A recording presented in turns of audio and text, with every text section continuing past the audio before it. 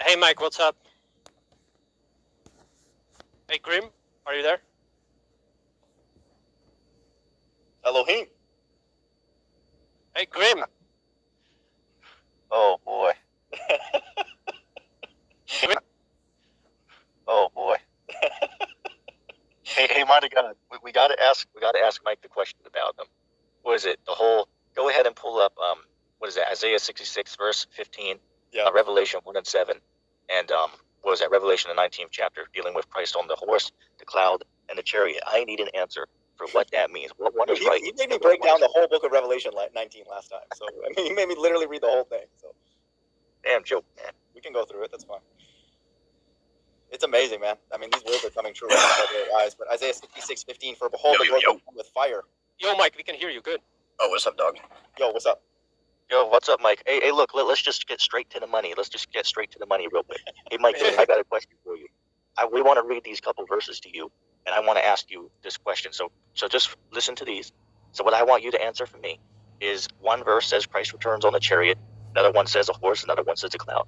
So what I want you to explain is what one of these is right and what one is wrong. Let's read the verses first. Might have got the Mike's yours. Isaiah 66:15, for behold, the Lord will come with fire and with his chariots like a whirlwind, to render his anger with fury and his rebuke with flames of fire. Revelation 19:11, and I saw open, and behold, a white horse, and he that sat upon him was called Faithful and True, and Righteousness he doth judge and make war. What verses is these? Can you guys post them into private real quick so I can pull up the Greek on them? Yep. I'll actually do a Revelation 19. So the first one was Isaiah 66:15. I'll copy and paste this into the chat. Right, now why mind the God's posting those there? I'll reiterate the question. What I'm trying to understand, because I was listening to your what you were saying last time about Christ returning on a horse, right? But here's what I want to understand. One verse says Christ is coming back on a cloud. The other verse says Christ is coming back with you at those. Or I should say chariots, excuse me. And another one says that Christ returns on a horse. So are all of them wrong? Or like we're gonna look into this, bro. What's up, dog? What's up, dog? I just think, dude, I'm not gonna lie, man. We have our differences, Mike, but you're a funny dude. And that rant you went on that one time, dude, was epic, man. I listen to that probably every day. You know, that the righteous are gonna come back and destroy, man. It's gonna happen. Boom. I like it. So we got Isaiah 56. What was the number you said? 50, it was 66, Isaiah 66. 15. So Isaiah 66. 15.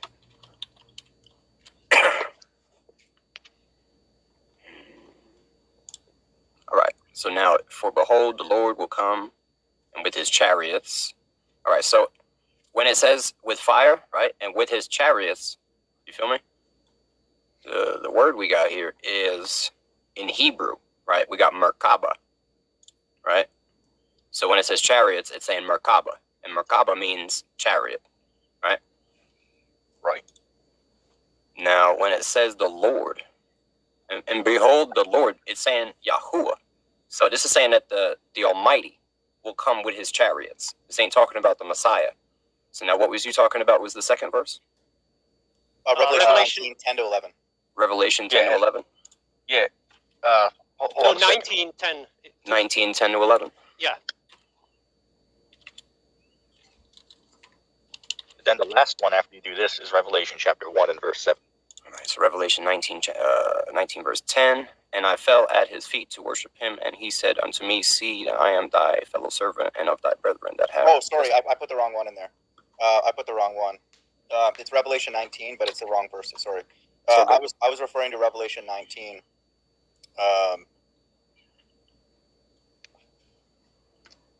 11, sorry. Go to the next one. Revelation 19:11. Got it. And I saw heaven opened up, and behold, a white horse. Yeah. So the word here, right, horse, is Greek, Strong's Greek 2462, hippos, right? And hippos in Greek means a horse, only meaning. So this is actually speaking of a horse, right? White horse that he sat upon. But wait a minute, it said the heaven opened. How do we understand that? So the heaven open. It's the when it speaks of the heavens, right? So we know about the firmament. Right. Rakia. So essentially the firmament opens. Good. Yeah, the chariot, you're gonna crack through that. Right? Yeah, and so sat upon him. So he that sat upon him was called faithful and true, and in righteousness he doth judge and make war. So this is talking about a horse, right? So what What was the last verse that was in question? Because the first verse was Yahuwah and his chariots. That was not speaking wait a of the second. Messiah. Oh, okay, wait a second. You try to say that it says Lord there. So you were trying to say, oh, well, so you don't mean Christ. It's like, okay, cool. No. I'm saying in Isaiah, it literally says Yahuwah Right. in the Hebrew. Oh, okay, cool. Okay, in cool. this So what do one, you we're think speaking about of a horse. In this one, what was the last verse? Wait a second. I'll show you that in a second. But wait, I have to go ahead. out on this. Mighty God, go ahead and get Philippians chapter 2 and verse 11. Okay. And the reason I'm going here, because he tried to say earlier with the verse in Isaiah 66, he said that's the Lord coming, not the Messiah. But I'm going to show you it literally says that Christ I didn't say is the Lord. I said Yahuwah. You know what I mean? That's the But it name says- that was written there. But it doesn't say I the got it. Lord. It says Yahuwah. Yod-He-Wah-He is what is appearing in the Hebrew.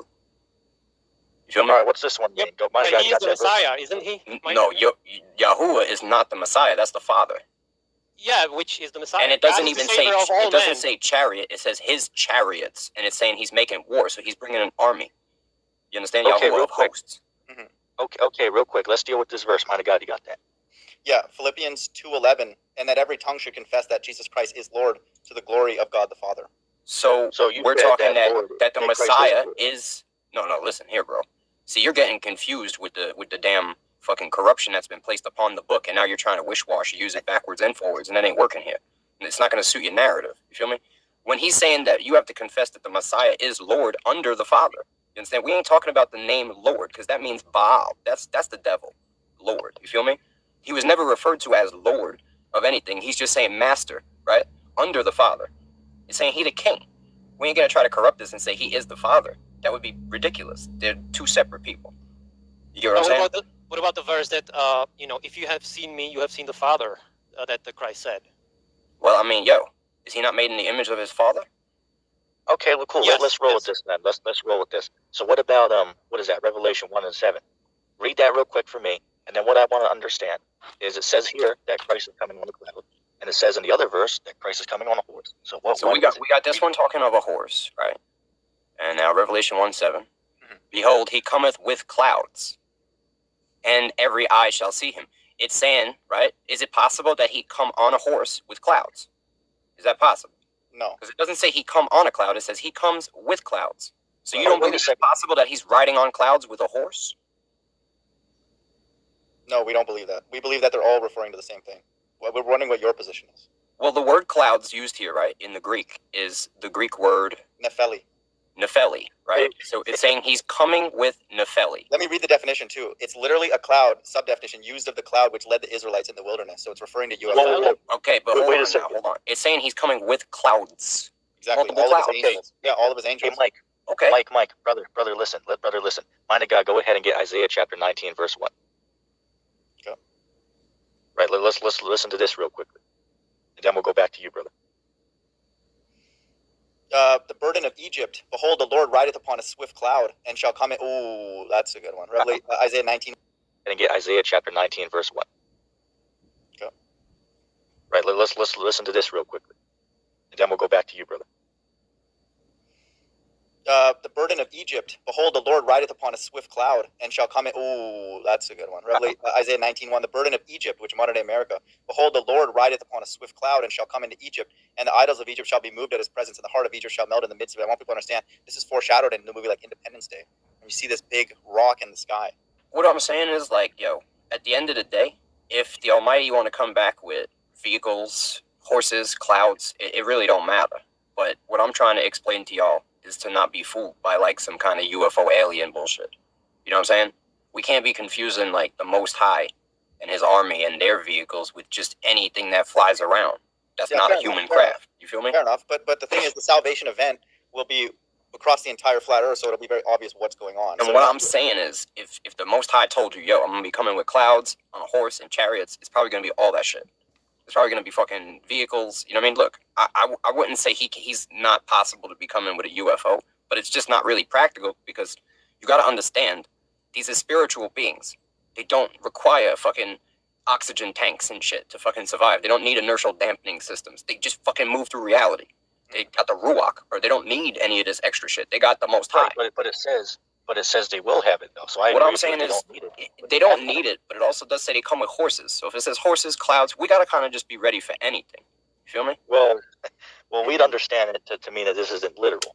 This isn't literal because again, it says 3 different things. So by logic, how could we would have to conclude that maybe one of them is wrong, or we have to come to the conclusion that that's not literal. What Like, I'm how saying could it is, be 3 before different we things? look at these signs to see these signs happening, we're gonna be seeing a lot of other shit go on too.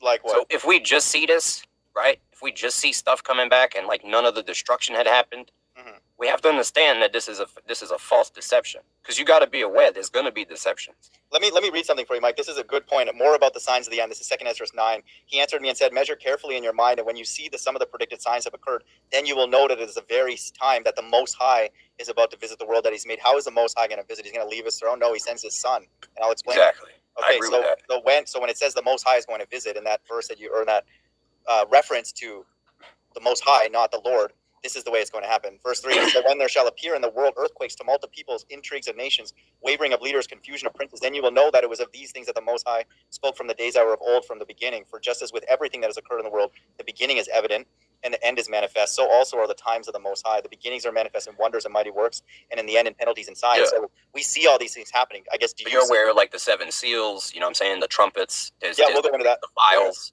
We'll go into These that. things have to you realize that these things have to happen before the Messiah come back. No. Well, it explains that he comes at the end of it to destroy. No, it doesn't. You know what I'm saying? Now you sound like ETT. I'm not sounding like ETT. I sound like the scripture. Yeah. That's what it says. Well, let's say me and Mike might agree on that. Me and Mike might agree on that Right. one. So that's cool. But I want to focus on what we're talking about right now about these UFOs. Like, let me say this. Don't you think it's a little weird on how these sightings of UFOs are just at such a high rate right now? It wasn't like this 10 years ago. It was a rare thing to see a UFO, but now you have videos coming up every day, man. Like 20, 30, 40, 50 videos from around the world coming up every day of these unidentified flying objects. Isn't that a little weird on how all of this is happening right now with all these, earthquakes and all these global events going on as well at the same time?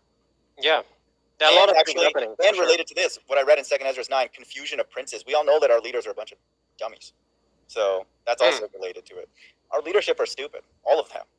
So wavering of leaders, that's what it says. Intrigues of nations, tumult of people. We see like protests every day, even this recent trial. Okay, whether you believe it's real or staged, they're just setting that up so they can have like protests. And that has been a long time, but now it's getting even more ridiculous every month or every day. Yeah, exactly. Yeah. So Right. But let me ask this though to Mike, because you said that when we went to Isaiah 66, you said that it says the Lord, so that proves it's not Christ. But wait a second. I didn't say what it said about- the Lord. I said it said Yod Hey Wahe in the Hebrew. Okay. They put Lord on top of that. I mean, you as a man Okay. should know that, right? Okay, hold on a second. So why did I read a verse that says that Christ is the Lord? I'm sorry. Oh, Mike said that like Are you he's trying to draw a master, connection? right? Are you trying to draw a connection on the newly placed English titles? Is that what you're saying? But it's Well- not new. It's not new. It's from Because if we look at the old titles, Lord has no connection to the Father, because Lord is beneath the King. You understand? And the Father is the Most High. But he's called many names, right? He's So- called many names, but what you have to Master understand and- is that yeah. Baal was the Lord. If you look in Hebrew, Baal means Lord. And you have to understand, then when Elijah went and confronted the 450 prophets of Baal, he was confronting them who called upon the Lord, right, as Elohim. They were saying that the Lord is God, right, Elohim. And he said, no, Yahoo is Elohim. And that's when they did the test with the bullocks, right? But you've seen that 450 prophets even was cutting themselves, screaming for a whole day. They couldn't get that fire to be taken, right? They couldn't get that offering to be burnt. Because they was calling on the Lord, right? They was calling on Baal. Okay. Let me ask this question. Wait, How many gods? Okay. How many gods? Yes. Are you asking me how many mighty beings there are?